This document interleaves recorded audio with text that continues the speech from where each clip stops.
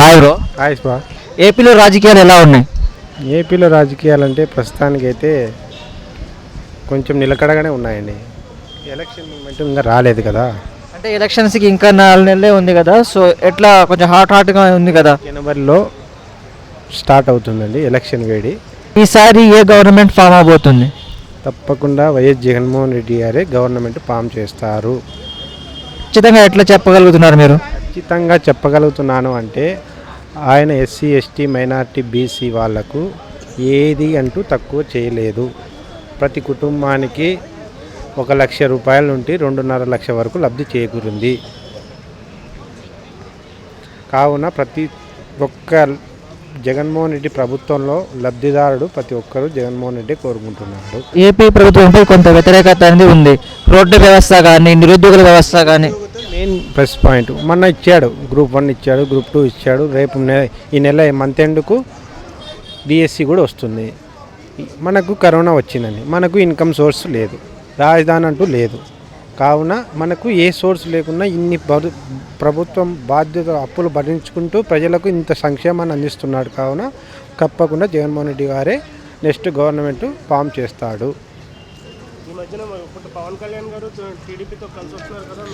చేస్తున్నారు సార్, పవన్ కళ్యాణ్ తిరుగుతున్నాడు. వాళ్ళ పార్టీలో ఒకటి ఉందండి, యూనిటీ లేదు. యూనిటీ మెయిన్ కావాలి, యూనిటీ అనేది లేదు. ఆ యూనిటీ ఇస్తే పవన్ కళ్యాణ్ కూడా తప్పకుండా 5-6 సీట్లు వస్తాయి.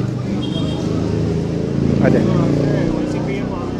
వైసీపీ కనీసం ఇప్పుడు 175 అంటున్నారు కదా, 130 సీట్స్తో వైసీపీ కంపల్సరీ గవర్నమెంట్ ఫామ్ చేస్తుంది.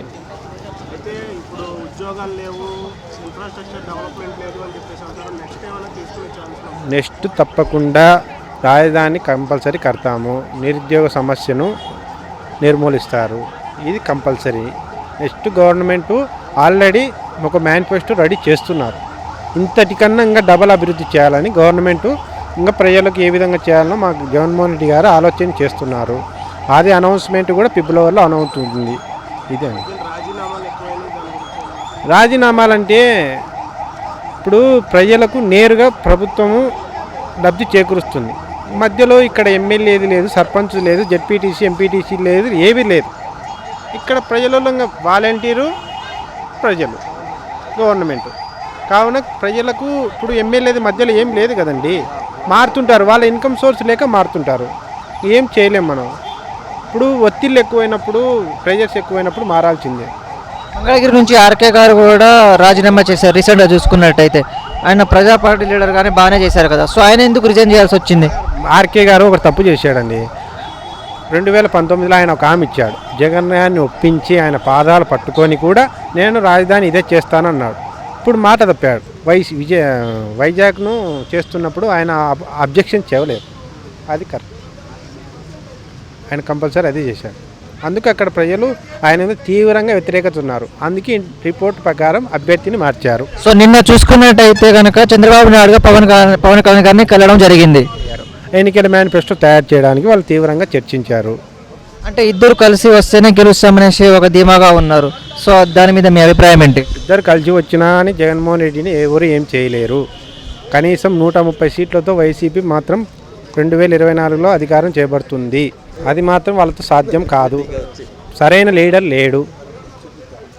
అంటే వాళ్ళకి స్టాండ్ తీసుకునేంత కేపబిలిటీ లేదంటారా? లేదు. అది చూసుకున్నట్టయితే సిట్టింగ్ ఎమ్మెల్యేలకు ఆఫర్స్ ఇస్తున్నారు. మార్చాల్సిందే. ఇప్పుడు ఎమ్మెల్యేలకు రిపోర్ట్ తప్పు వచ్చినప్పుడు మార్చాల్సిందే. పార్టీ ముఖ్యం, గవర్నమెంట్ ముఖ్యం. కావున తప్పకుండా మార్చాల్సిన అభ్యర్థులను మార్చాల్సిందే. గవర్నమెంట్ ఫామ్ చేస్తాము, ఇది మాత్రం 100% షూర్. వైసీపీ వస్తుంది. 130 సీట్లతో వైసీపీ అధికారంలోకి వస్తుంది. మీరు యువతకు ఏం చెప్తున్నారు? ఇప్పుడు న్యూ ఓటర్స్కి ఏం చెప్తారు? మీరందరూ చైతన్యపరిచి మంచి నాయకుడిని, మంచి గవర్నమెంట్ను ఎన్నుకోవాలని చెప్తున్నాను. Okay, thank you.